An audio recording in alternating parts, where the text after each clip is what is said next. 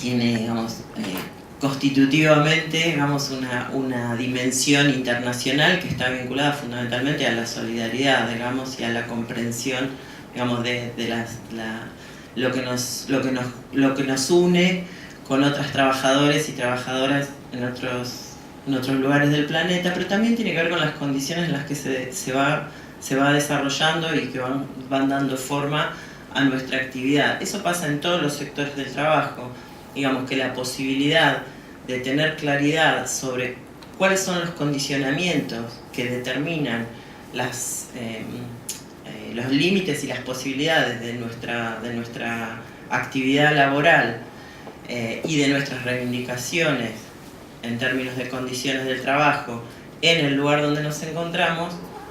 requiere tener una mirada internacional. Pero eso siempre ha sido así, pero mucho más aún en las últimas décadas y en los últimos años, donde el proceso de globalización capitalista ha generado, digamos, una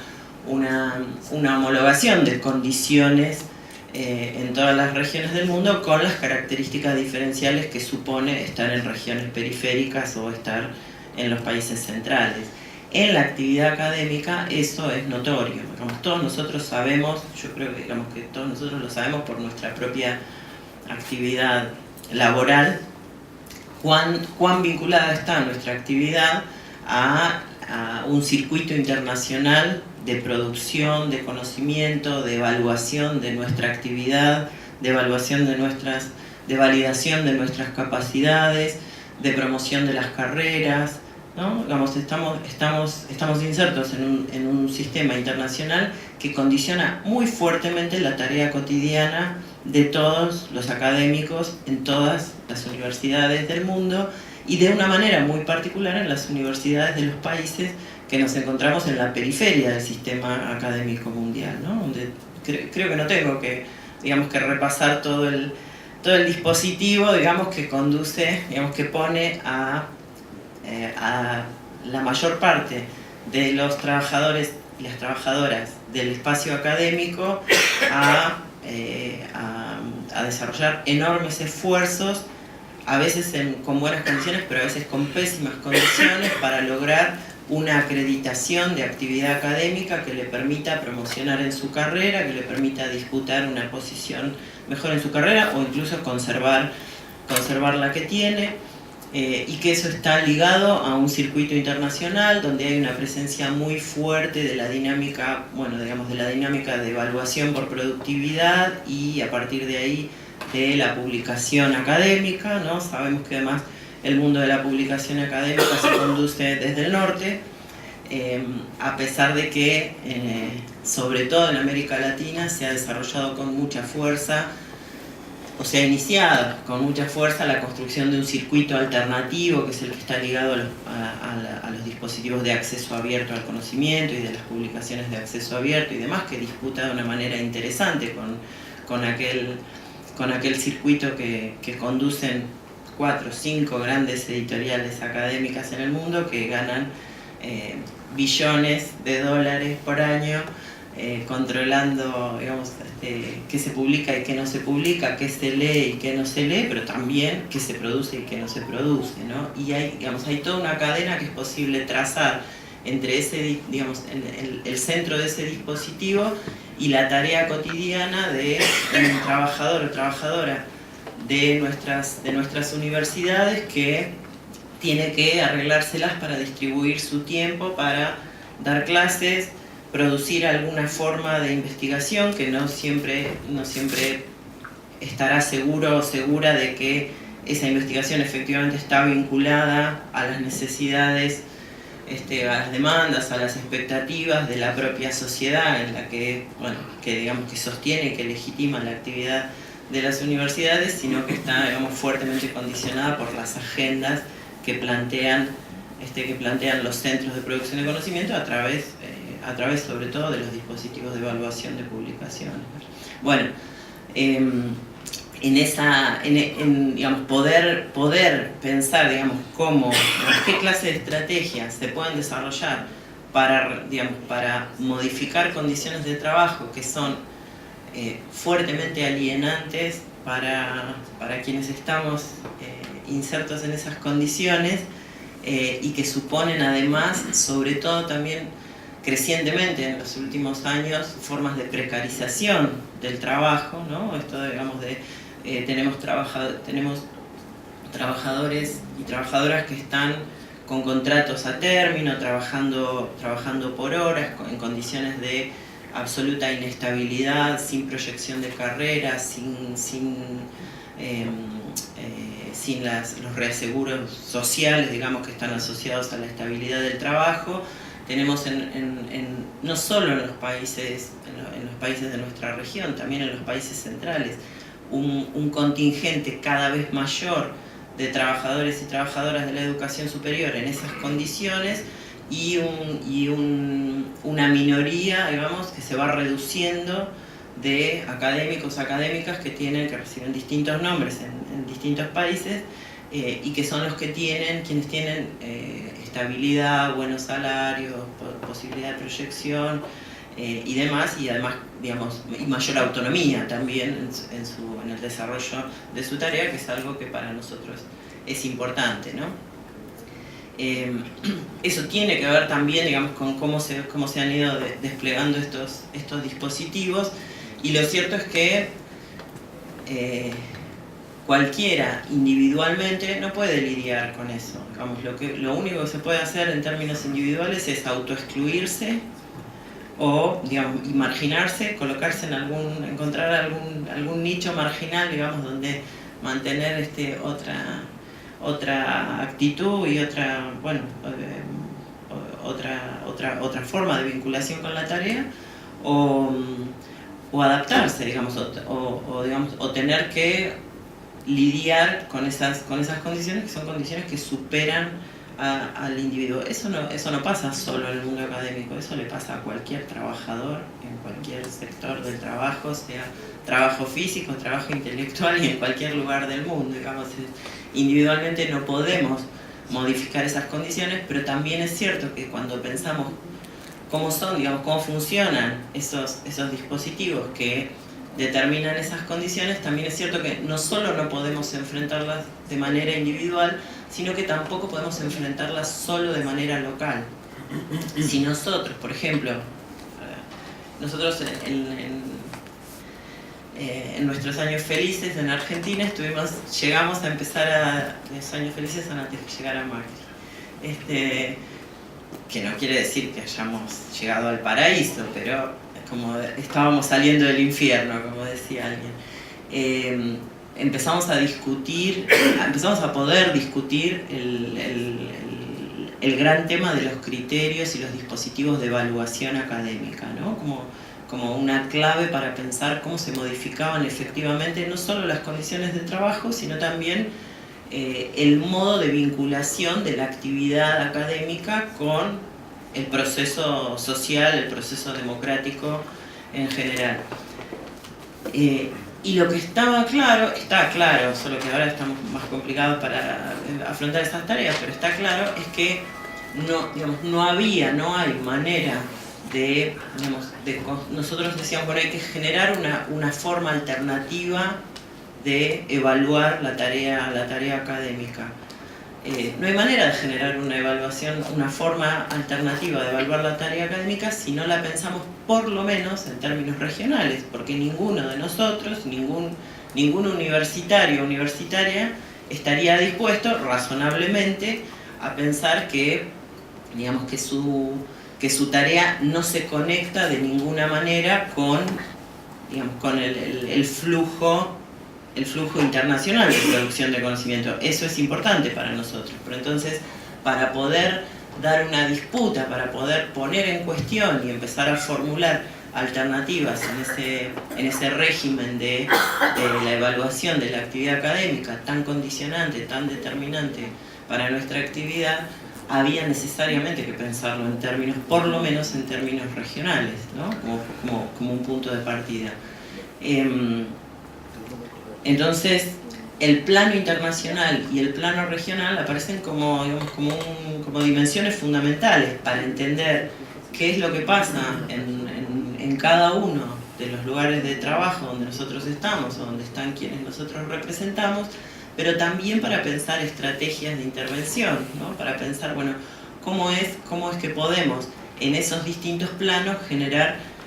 distintos modos de, digamos, de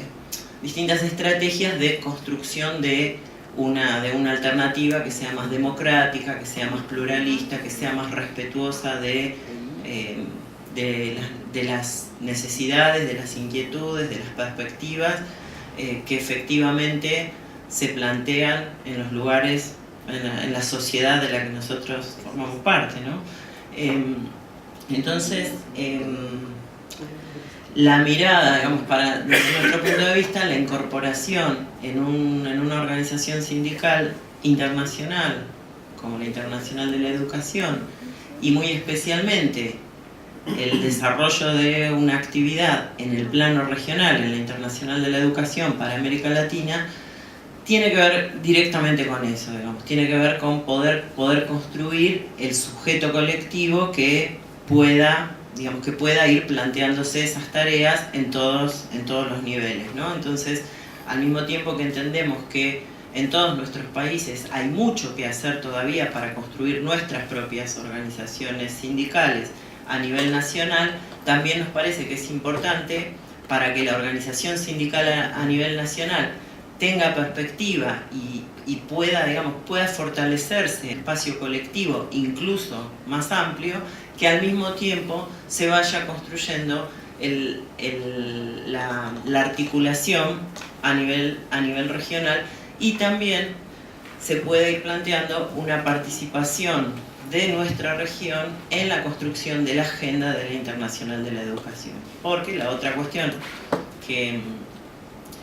se puede advertir, y que es un poco lo que nosotros encontramos cuando empezamos a participar de las actividades de la Internacional de la Educación, de su sector de educación superior, es que la agenda de la Internacional de la Educación, si nosotros no tenemos una voz activa en ese espacio, es una agenda construida desde el norte, incluso con las mejores intenciones, incluso sabiendo que hay compañeros y compañeras de otros países, digamos de países centrales, con otras condiciones políticas, otras condiciones económicas, incluso otras condiciones académicas, que tienen problemáticas que son muy similares a las nuestras, pero que tienen una mirada general sobre algunos de los problemas que tiene que ver con el lugar donde se encuentran, ¿no? Entonces, la posibilidad de que de que se entienda por qué algunas cuestiones son relevantes para nosotros, por qué nosotros podemos o no podemos encarar ciertas cosas de cierta manera, y qué es lo que nosotros necesitamos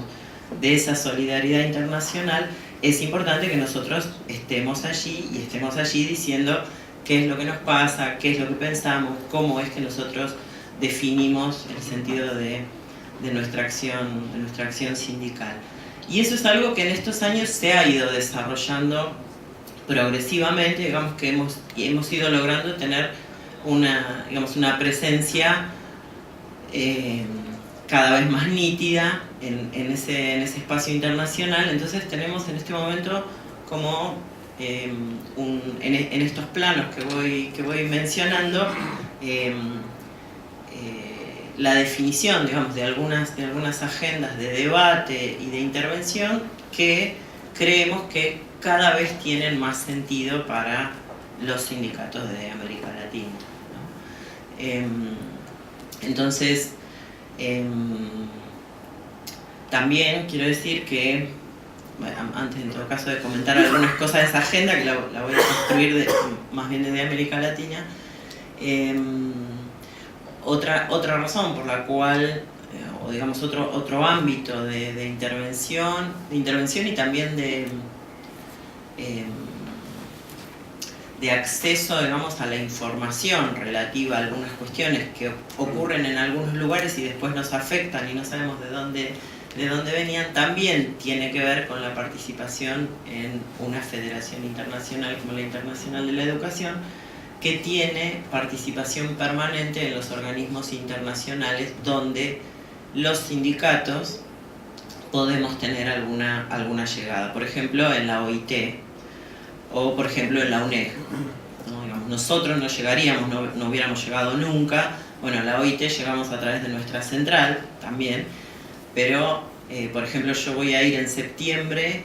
con la delegación de la Internacional de la Educación a participar en una actividad especial que se hace en la OIT para discutir las condiciones del trabajo en la educación, del trabajo docente en la educación superior, ¿no? Específicamente, que son espacios donde, bueno, digo, si no existiera la Internacional de la Educación y no tuviera un lugar permanente en esos ámbitos, digamos, si no estuviéramos vinculados ahí, ni siquiera nos enteraríamos de que esos espacios existen, y esos espacios son, si bien es cierto que son lejanos, ¿no? son los foros internacionales donde, digamos, todos desconfiamos y decimos, bueno, ahí se producen declaraciones o algún tipo de normativa que después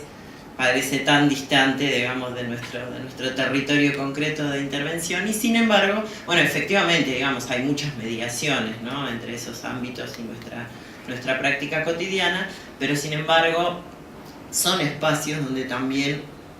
tiene sentido tener alguna presencia y buscar tener algunos resultados que no servirían de nada si no tuviéramos las organizaciones nacionales, digamos, si nosotros no tuviéramos capacidad de que sean nuestras organizaciones nacionales las que, por ejemplo, hagan conocer a la base de docentes y académicos que existe una recomendación conjunta de OIT y UNESCO sobre las condiciones del trabajo del personal docente en educación superior, que ya tiene 20 años. Nosotros desconocíamos absolutamente eso. Los gobiernos también lo desconocen, por supuesto, y las autoridades académicas también, pero somos nosotros los que tenemos que tomar eso y usar eso, digamos, como un aval, si nos parece que es pertinente, digamos, pero podemos tomar eso y usarlo como un instrumento más para plantear nuestras discusiones a nivel nacional, y para plantear incluso discusiones sobre esos instrumentos mismos, digamos, y su adecuación o su necesidad de ser revisados y demás. O son espacios también donde se pueden plantear denuncias. Cuando se produjo aquella recomendación de OIT y UNESCO, se creó también el CEART, que es un comité mixto de expertos, la mitad son expertos puestos por OIT, la otra mitad por UNESCO, que recibe denuncias sobre violación de derechos laborales y sindicales y derechos de asociación colectiva, tanto en el nivel básico como en el nivel de educación superior, relativos a ese instrumento normativo. Nosotros no sabíamos que existía eso. Eso, por ejemplo, para nosotros hoy en Argentina, que tenemos una situación difícil, ¿no?, en relación a cómo están siendo desconocidos derechos laborales y derechos sindicales históricamente consagrados e incluso amparados en algunos artículos de la Constitución y demás. Los ámbitos internacionales de denuncia se vuelven espacios relevantes como espacios de resonancia política, digamos, de algunas situaciones que tienen que ser visibilizadas y que pueden tener después, digamos, algún tipo de eco a nivel nacional. Digamos que son ámbitos que pueden ayudar a construir, son herramientas que pueden ayudar a construir estrategias de presión y de instalación de debates, pero también de resolución de casos, ¿no?, y de situaciones en el nivel nacional o en el nivel local, ¿no? Entonces hay una articulación importante entre estos niveles para pensar desde el punto de vista de la estrategia de los sindicatos nacionales, ¿no? Insisto en esto, digamos, en decir que ninguno de esos espacios sirve para nada si no hay organizaciones nacionales que estén dispuestas y en condiciones y con fortaleza como para construir una política tomando esos instrumentos. Bueno, eso es un poco, digamos, un panorama general. Ahora, ¿qué pasa hoy a nivel regional? ¿Cómo estoy con Laura? Nosotros estamos planteando hoy en la Internacional para América Latina Bueno, tenemos un conjunto de cuestiones relevantes, digamos, en discusión que venimos analizando ya desde que, bueno, digamos, Hawech ha sido parte de muchas de las reuniones que periódicamente intentamos tener, donde, bueno, digamos, hemos logrado más o menos tener una visión más clara que la que teníamos inicialmente de cuál es la situación en los distintos países que están vinculados al espacio. Y se han ido perfilando como dos grandes ejes de debate, digamos, y ejes sobre los cuales pensar estrategias de intervención desde nuestros sindicatos, y que sintetizan, como decía, un conjunto amplio de cuestiones, ¿no? Pero digamos, hay un conjunto de temáticas que están ligadas a nuestra preocupación por el modo en que están avanzando en las últimas décadas, pero muy fuertemente, digamos, en los últimos 20 años, en todo el mundo, pero especialmente en América Latina, para nuestra preocupación, los procesos de privatización y mercantilización de la educación y del conocimiento, ¿no? Ahí tenemos como referencia general la definición de la Internacional de la Educación a nivel mundial, que en su último congreso definió como una prioridad estratégica el desarrollo de una campaña global contra la privatización y la mercantilización de la educación. Nosotros tomamos eso desde América Latina con nuestra propia mirada, digamos, sobre esta cuestión, y estamos en este momento iniciando un proyecto de investigación que hemos propuesto desde CONADU para ser, digamos, coordinado por CONADU, pero para ser desde la Internacional de la Educación para América Latina, para avanzar junto con los sindicatos que participan de este espacio en la identificación de las características que está asumiendo en este momento el avance de la privatización y la mercantilización en la educación superior y en el conocimiento específicamente, porque hay mucho más producido en relación a la cuestión de qué pasa con la mercantilización de la educación básica, ¿no? Sin embargo, en la educación superior nosotros estamos planteando que, especialmente en la actividad universitaria, por eso digo educación y producción de conocimiento, digamos, para pensar el conjunto de la actividad que se desarrolla en las universidades, las formas de privatización y mercantilización tienen características específicas, digamos, es distinto el modo que se producen estos o que se visualizan estos procesos en la universidad que en la educación básica, y nos parecía que era necesario generar una visión clara, ¿no?, de lo que ocurre con estos procesos en el nivel de educación superior. Y en particular nos propusimos un proyecto que lo estamos empezando o terminando de darle forma, digamos, al modo en que lo vamos a ir desarrollando, y lo vamos a ir trabajando desde la coordinación del proyecto con el resto de los sindicatos que están en este espacio,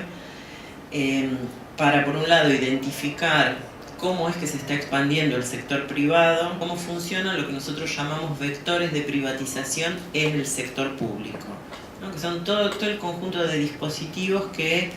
introducen en la vida de las organizaciones, de las instituciones públicas, lógicas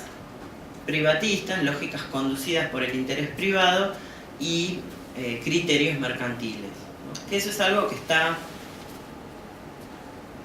Gracias. Que lo podemos ver en muchas de las condiciones que se han ido planteando en nuestros sistemas universitarios a lo largo de estos años, de maneras distintas en distintos países. Nosotros somos plenamente conscientes de que es distinto hablar del sistema universitario público en Chile que el sistema público universitario en Argentina, y que es distinto en Brasil, ¿no? Pero hay algunas cuestiones comunes. Cuando yo hablé recién del productivismo, la evaluación académica y la incidencia de las editoriales académicas comerciales, internacionales, en la definición de agendas, pero también, bueno, su capacidad de obtener lucro a partir de esa actividad, etcétera, etcétera. Todos ustedes sabían de qué estaba hablando, ¿no? Entonces, nosotros tenemos la universidad gratuita, de libre acceso y todo lo demás, tenemos el 80% de nuestros estudiantes universitarios en el sector público, los brasileños tienen al revés, el 80% de los estudiantes en el sector privado. Tenemos características diferentes en nuestros sistemas, no sé, Uruguay tiene una sola universidad pública, que es la Universidad de la República, sin embargo todos los y las académicos y académicas estamos inmersos en un dispositivo que nos pone las mismas condiciones para hacer valer, hacer reconocer nuestra actividad y para desarrollar. Eso es común. Y eso está ligado a un proceso de privatización y mercantilización, porque si no, ¿qué es que haya 4 o 5 editoriales académicas en el mundo que se llenen, que tengan un nivel de ganancias anual superior al 40% en función de una actividad que a nosotros nos resulta impuesta, ¿no? Eso es interés privado y eso es lucro. Pero por decir una cosa, o bueno, es distinto en los distintos países cuál es el grado de influencia que tiene o ha llegado a tener el sector empresarial financiando la investigación en universidades públicas, o la presencia que ha llegado a tener el sector privado tomando como pasantes, precarizando trabajo a través de la incorporación de estudiantes avanzados. Bueno, eso tiene distintas características, pero eso está presente en todos nuestros países. Eso es lo que nosotros llamamos vectores de privatización en el sistema público. Entonces también queremos mirar eso. Y también queremos, bueno, por supuesto, queremos mirar con mayor claridad cómo es que se están desplegando en nuestra región una lógica de internacionalización que no solamente, bueno, como dije, la dimensión internacional siempre estuvo presente y es constitutiva de la vida universitaria, de la vida académica, y nadie pensaría que eso está mal, pero hay una forma de la internacionalización que se nos impone y que no solamente es una vía es un modo de reproducción y de profundización de una cuestión que en América Latina se empezó a discutir ya hace muchos años, que es la cuestión de la dependencia académica, sino también es una vía de ingreso de actores de mercado, actores transnacionales del mercado en nuestros sistemas universitarios. Eso en algunos países está escandalosamente desarrollado, como en Brasil, ¿no? Donde hay grupos económicos que son propietarios de universidades que cotizan en bolsa. Eso en Argentina no pasa todavía, ¿no? Deberíamos estar también advertidos de que hay una tendencia internacional y nosotros tenemos que tener capacidad de identificarla y de pensar nuestra intervención en relación con eso, no solo porque eso, como dije hoy, afecta a nuestras condiciones de trabajo. Entonces no hay manera de salir de la precarización laboral y de la alienación en el trabajo académico si no discutimos esas condiciones, ¿no? Si tenemos una mirada corta sobre nuestras condiciones de trabajo, no lo vamos a resolver jamás. Lo resolveremos en un par de casos, pero como una cuestión del sector no lo vamos a poder resolver, pero no solo por eso, sino también porque, y esa es una definición política compartida en general por las organizaciones que estamos en la Internacional de la Educación, y es que nos importa, por supuesto, y esa es nuestra función primera, mejorar, generar o garantizar condiciones dignas de trabajo para nuestros representados, pero también queremos discutir cuál es el sentido de la actividad que nosotros desarrollamos. También queremos discutir cuál es el rol de la universidad en nuestras sociedades. También queremos discutir cuál es la relevancia de la producción del conocimiento para fortalecer nuestras democracias, ¿no? Como para... eso supone también, que podamos estar pensando, a ver, diría, tenemos como dos argumentos para pensar que es inevitable, digamos, que no podemos eludir tratar de comprender cómo es que funcionan estos dispositivos y cómo se están desarrollando esos procesos, y no podemos eludir pensar estrategias para enfrentar esos procesos. Digo, tenemos dos razones. Una razón ético-política, que es la que está ligada a nuestra preocupación, nuestro compromiso democrático y latinoamericano con el rol de nuestras universidades, de nuestros sistemas educativos, de nuestros sistemas científicos, y un argumento, si se quiere, más pragmático, que tiene que ver con esto que decía recién, no vamos a poder resolver, mejorar efectivamente nuestras condiciones de trabajo si no inscribimos nuestra pelea en la visión más general de cómo es que se desarrollan estos procesos. Construir los espacios de articulación sindical a nivel regional y a nivel internacional nos ayuda a todos a entender mejor esos procesos. Para nosotros es importante que los compañeros del sindicato alemán entiendan de qué hablamos nosotros cuando decimos que el sistema de evaluación académica para nosotros digamos, discutir eso para nosotros es una cuestión de soberanía de nuestros países. Nosotros necesitamos que entiendan eso. Ahora, para ellos también es importante, digamos, para nosotros también es importante entender o aprender que en Alemania tienen una precarización laboral escandalosa en las universidades. Todos nosotros, digamos, creemos que, bueno, son los alemanes, entonces están todavía, digamos, están blindados en sus condiciones económicas y sociales, y que y que las universidades alemanas, los académicos tienen absolutamente garantizados los derechos, el salario, el reconocimiento, y no es así de ninguna manera. Y eso nos lo enseñaron nuestros propios compañeros del sindicato alemán, que nos dicen, bueno, la verdad es que el 85% de las plantas en realidad no son trabajadores de planta, en realidad son trabajadores que trabajan con contratos a término, que trabajan exclusivamente dando clase, por lo tanto no tienen tiempo disponible para investigar o para hacer un posgrado, y por lo tanto están condenados a no poder ser nunca más que los peones de algunos pocos que lograron llegar a consolidar otra posición, ¿no? Entonces son sistemas fuertemente elitizados, ¿no? Es importante también para nosotros poder ver eso, poder entender eso, para discutir mejor qué es lo que nosotros tenemos y qué es lo que nosotros defendemos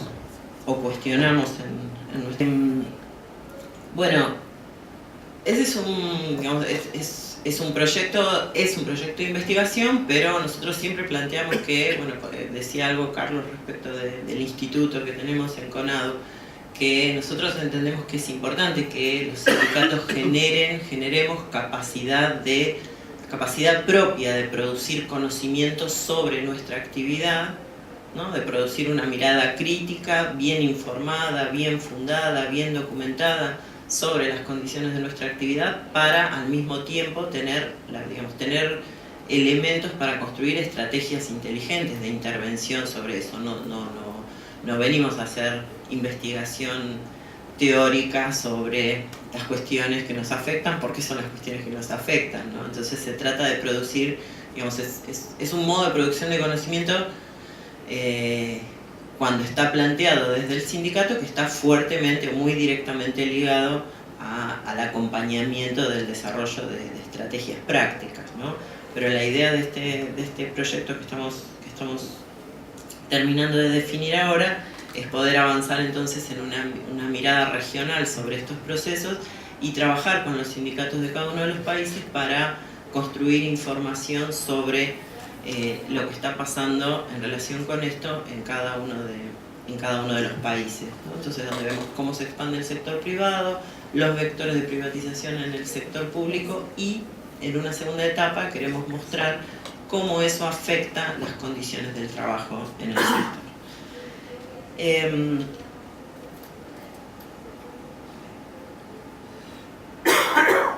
No hay mate, me cuesta más. Aquí no tenemos mate. Bueno, ahí la página de la IE es muy fea. Es bastante mala, es como bastante difícil encontrarlo. Es como un noticiero, es un blog, entonces bueno, lo pueden seguir, pero la página de la IEAL es un poco más amable. Nosotros tenemos una página, igual que la estamos reformateando, del instituto, que es donde decía Carlos que pueden... Yo tendría que haber traído algún material impreso, pero la verdad es que... y yo quería llegar anoche, pero ayer tuvimos una movilización importante en Buenos Aires y entonces yo me tuve que quedar ahí con un grupo de compañeros del sindicato y de nuestra central a acompañar esa movilización, y estaba lloviendo, y entonces yo tenía un paquete con algunas cosas para traer, por lo menos para que las vieran, y me lo olvidé en el auto porque estaba corriendo bajo la lluvia, pero prometo que lo vamos a traer la próxima vez. Pero todo lo que nosotros publicamos se puede descargar, está online, entonces yo soy fetichista de los libros, así que a mí me gusta agarrarlos y escribirlos y demás, pero bueno, igual se pueden ir viendo por la página. La página es la del instituto, que es www.iec.conadu.org.ar. Sí. A ver. Sí. Bueno, esa es la página, les digo, ahora la estamos rediseñando, pero ahí donde dice, se baja, ¿no? También tiene otras secciones, pero donde dice publicaciones están todas las cosas que publicamos. No tiene el mejor orden del mundo, pero bueno, todas esas cosas se pueden descargar. Y ahora que veo esas publicaciones del ACRES, quería comentar algo sobre eso también. Sí, quería por cierto tiempo que en algún momento pudiéramos bajar al asunto de la capacitación. Al programa, a eso iba, sí. Me dejo entre paréntesis que quería hacer un comentario sobre la CRES, que ahí están esas publicaciones, son de una actividad previa a la Conferencia Regional de Educación Superior de UNESCO, que se hizo en junio en Córdoba. Pero bueno, que recogen buena parte de estos debates de la década. Me pedía a Carlos que vaya adelantando antes de que se me termine el tiempo. Es casi lo más importante que teníamos para conversar, que es otra propuesta que tenemos nosotros desde la IEAL, a partir de la coordinación de CONADU. Nos planteamos cómo hacer una contribución para que otros sindicatos que están formando parte del espacio puedan fortalecerse en términos organizativos, en términos políticos, en términos de formación de sus dirigentes. Y propusimos hacer lo que llamamos un programa de fortalecimiento sindical, para el que durante, yo diría, casi 2 años estuvimos buscando algún tipo de cooperación financiera de otros sindicatos, digamos, de sindicatos hermanos de países del norte. Y este es el momento en que hemos conseguido un par de contribuciones. La propuesta es, ¿qué tenemos? Tenemos en este espacio de sindicatos de educación superior de América Latina, tenemos varios sindicatos que tenemos sindicatos de Brasil, tenemos de Perú, tenemos Chile, Argentina, tenemos Colombia, República Dominicana, desarrollos incipientes en El Salvador y Costa Rica, digamos que son sindicatos que no son específicamente de educación superior, pero que empiezan a tratar de desarrollar su tarea en educación superior. ¿México? No, México no. Bueno, ¿qué pasa? En la mayor parte de los países de América Latina no hay sindicatos de docentes universitarios. Más frecuentemente hay organizaciones sindicales de funcionarios. En general, en los sistemas universitarios latinoamericanos son fuertemente elitistas, digamos, y no hay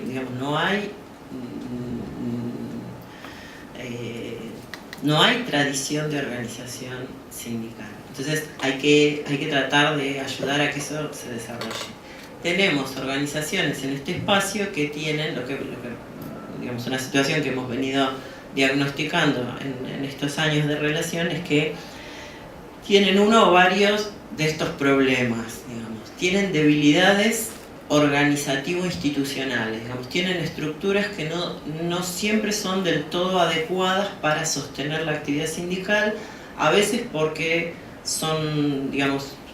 nuevos, digamos, o son relativamente nuevos y, bueno, finalmente, digamos, las estructuras se construyen y se reconstruyen, entonces hay un proceso de autotransformación que todavía no han atravesado, pero muchas veces también por condicionamientos externos, por limitaciones de la propia legislación nacional. O sea, en México, por ejemplo, los sindicatos no puede haber un sindicato nacional universitario, solo puede haber por universidades, ¿no? Bueno, ustedes acá también tienen una serie de limitaciones, bueno, todas las tenemos. Pero a veces hay problemas de la estructura organizativa y de las dinámicas de funcionamiento y desarrollo de la organización. A veces hay problemas que tienen que ver con, digamos, cómo se genera cómo se genera la capacidad de construir mayor representatividad para el sindicato, cómo se generan dinámicas de formación de cuadros en los sindicatos. Es muy difícil que una organización sindical pueda proyectar una actividad, un programa de trabajo, una perspectiva de desarrollo en el tiempo si no tiene capacidad de incorporar nuevos dirigentes pero además de capitalizar la experiencia formativa que supone ser dirigente o haber sido dirigente. Digamos, en buena medida un militante, un dirigente sindical se forma en la práctica, digamos, en la propia práctica, ¿no? Y a veces también el funcionamiento de algunas estructuras sindicales dilapida esa capacidad construida a lo largo del tiempo con la propia experiencia de los compañeros, de las compañeras, porque no hay renovación de mandato, porque los mandatos son muy cortos, o porque a veces el sindicato no genera o no termina de generar espacios donde convocar a esos compañeros para que puedan desarrollar una actividad. Pero también hay cuestiones organizativas que a veces suponen limitaciones de recursos. Tenemos, la mayor parte de los sindicatos que tenemos en el espacio de la IEAL, de los sindicatos universitarios, tienen severas dificultades para tener recursos disponibles para desarrollar actividades. Y esto, a nadie le gusta hablar de plata, pero las cosas hay que pagarlas. Digamos que si necesitamos mandar a un compañero o una compañera a cubrir una actividad, una acción, a que haya presencia del sindicato en algún lugar, si necesitamos reunirnos para seguir discutiendo las cuestiones que tenemos que discutir, si la investigación, si queremos publicar y dar a conocer algo de lo que hicimos, necesitamos, en buena medida necesitamos maña, digamos, nos la rebuscamos, pero eso no alcanza, también necesitamos recursos, y eso también a veces tiene que ver con cómo se piensan algunos dispositivos de organización. Y lo que nos falta en general en nuestras organizaciones sindicales, y eso es parte también de la relativa juventud de nuestras organizaciones, es que no hay consolidado un conocimiento sobre la especificidad de la práctica sindical en el mundo académico, ¿no? Digamos, los metalúrgicos lo tienen, seguro, los camioneros lo tienen, no tengo duda, por lo menos en Argentina, no sé, los gráficos lo tienen, nosotros no lo tenemos. Nosotros tenemos de algún modo que todavía ir construyendo ese conocimiento propio sobre cómo se desarrolla la actividad sindical en el ámbito específicamente universitario, que es distinto de todos los demás. Cómo es la lógica de la negociación colectiva en el nivel universitario, cómo es, cuál es el marco normativo que tenemos a nivel internacional y a nivel local para plantear nuestras cuestiones o para discutir.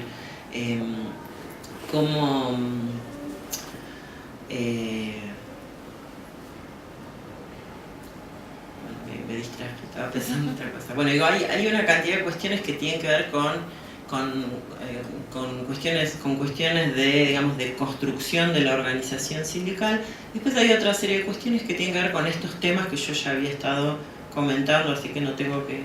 explayarme mucho más en eso. Pero cuando nosotros planteamos procesos de formación en nuestra organización, nosotros siempre planteamos que es necesario desarrollarlas simultáneamente en relación con las cuestiones más ligadas a la práctica sindical, digamos,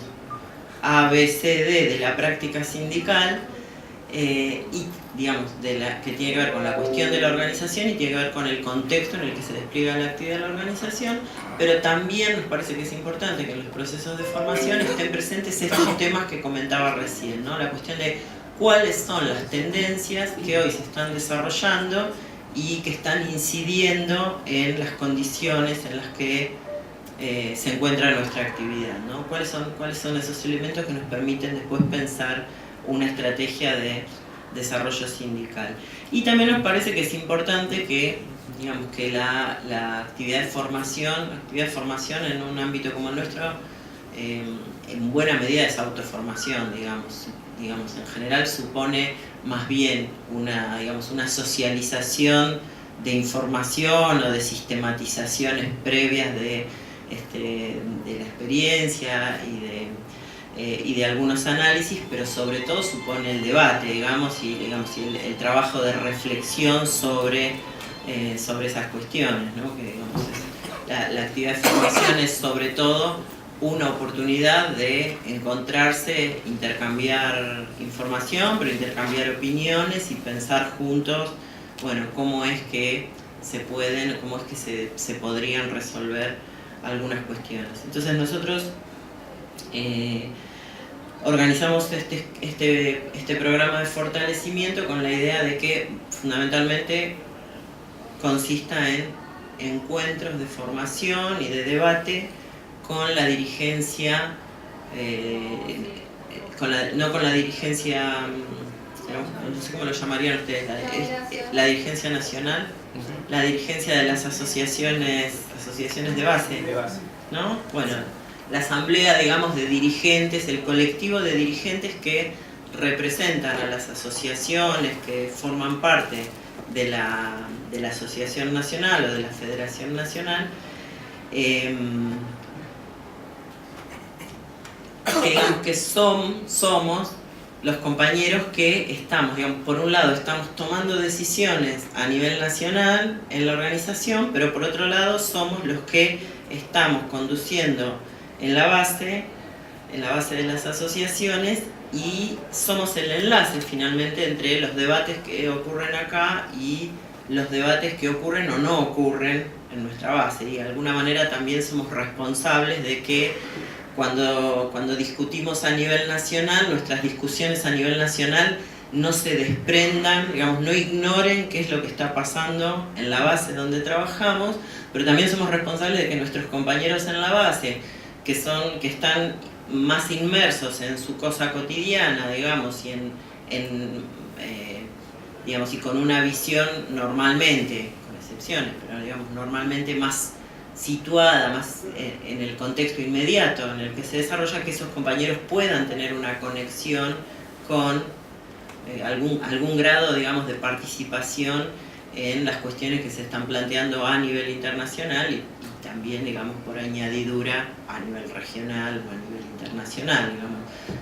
O sea, soy yo la que tiene que ir al sindicato de base a sentarme con los compañeros y discutir y decirles qué se discutió acá, por qué me parece que es importante que ellos no participaron del plenario con todos los demás dirigentes de otras universidades que por ahí tienen realidades más o menos diferentes, pero es importante que lo sepan, ¿no? Digamos, que sepan que el mundo no es exactamente, no funciona exactamente como funciona en la baldosa que cada uno pisa, sino que puedan tener una mirada más general. Muchos la tienen de todos modos, digamos, pero digamos que en la construcción, digamos, de la organización y el fortalecimiento de la representatividad de la organización es importante, digamos, que esa tarea sea asumida. Entonces, la idea es que esos espacios, esos encuentros de formación y de debate sean con esta dirigencia, con algunos compañeros que, digamos, de un equipo que armamos en CONADO para la Internacional de América Latina, para discutir estas cuestiones. Entonces, tenemos una propuesta general que la idea es, digamos, adecuarla a las prioridades y necesidades del propio sindicato. Lo vamos a hacer también, la idea es hacerlo, la propuesta es hacerlo con FAWECH, y también acordamos hacerlo con FAPROWAST, que es el sindicato de República Dominicana, de la Universidad Autónoma de Santo Domingo, en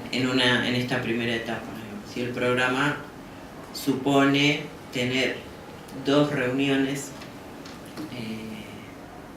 de estas características, una deberíamos tratar de tenerla este año, antes de que termine el año, y una siguiente en algún momento del año próximo, con la idea de que entre uno y otro de esos encuentros podamos además hacer algún ejercicio de relevamiento de información sobre condiciones de trabajo que nos permita entre el primer y el segundo encuentro retomar las cuestiones y, digamos, y poder discutir algunas cosas más. La idea es que la propuesta no supone un programa de formación permanente, sino es la propuesta de generar en estos 2 encuentros, digamos, poner en común una cantidad de cuestiones y proponer en todo caso también la reflexión o el debate sobre cómo FAWECH, en este caso, digamos, cómo se propone en adelante, digamos, si se lo propone, finalmente es una decisión de ustedes, pero digamos, sostener alguna dinámica que permita, digamos, mantener abierto el espacio de, digamos, más allá de los debates, digamos, que normalmente tienen en las instancias de reunión del sindicato, espacios de formación, espacios de investigación, espacios de seguimiento de algunas cuestiones, y sobre todo me parece que eso es algo importante para pensar en todos nuestros sindicatos, cómo podemos generar dinámicas que convoquen a compañeros y compañeras más jóvenes que nosotros, ¿no? Porque, bueno, digamos, si una organización no tiene recambio, digamos, no tiene incorporación de gente joven, eso es un problema, digamos, que la organización no debería desaparecer con nosotros, con nuestro retiro, sino que debería, digamos, poder proyectarse en el tiempo como un espacio colectivo, ¿no? Y entonces tiene que haber quienes lo retomen. Hacer una oportunidad para compartir, digamos, y poder hacerlos más partícipes de los debates y las cuestiones que se están planteando a nivel de la Internacional de la Educación para América Latina, que digamos, nosotros deberíamos encontrar la manera de que, digamos, esos debates, esa información, esas cuestiones, digamos, también, digamos, no estén presentes solamente en las reuniones de la Internacional de la Educación, sino que, donde es muy importante que FAWECH participe, sino que además también podamos, digamos, compartirlas en una discusión acá, ¿no? Acá, como en cada uno de los países, con los compañeros y compañeras que están al pie del cañón en el territorio donde trabajamos.